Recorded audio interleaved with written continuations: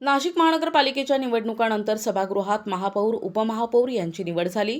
भारतीय जनता पक्षाची एखादी सत्ता नाशिक महानगरपालिकेत असल्याने साहजिकच महापौर पदावर भाजपच्या हिमगौरी आहेर आडके विराजमान झाल्या. तर राज्यात महायुतीत असलेल्या शिंदे यांच्या शिवसेनेला विलास शिंदे यांच्या रूपाने उपमहापौर पद बहाल करण्यात आले. महापौर पदाची सूत्रे स्वीकारताच हिमगौरी आहेर यांच्या अध्यक्षतेखाली 3 महासभा घेण्यात आल्या. या महासभांमध्ये स्थायीच्या सदस्यांचीही निवड करण्यात आली. एवढंच नाही तर पाणी आणि संपूर्ण खोदण्यात आलेल्या रस्त्यांच्या संदर्भात विशेष महासभाही घेण्यात आली. मात्र सभागृहात महत्त्वाचा पद असलेल्या सभागृह नेते आणि विरोधी पक्षनेत्यांची निवड अजूनही झालेली नाही. विरोधी पक्षनेता सोडला तर सभागृह नेत्याच्या नावाची घोषणा करायला वेळ नाही का, असा सवाल राजकीय वर्तुळातून उपस्थित झालाय.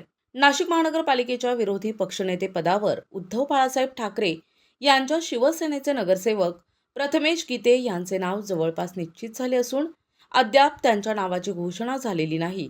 तर दुसरीकडे सभागृह येथे पदावर नेमक्या कोणत्या भाजप नगरसेवकाची वर्णी लावायची भाजपच्या वरिष्ठांसमोर निर्माण झाल्यानं सभागृह नेत्याच्या नावाची घोषणा करण्यासाठी जाणीवपूर्वक उशीर केला जात असल्याचं बोललं जात आहे.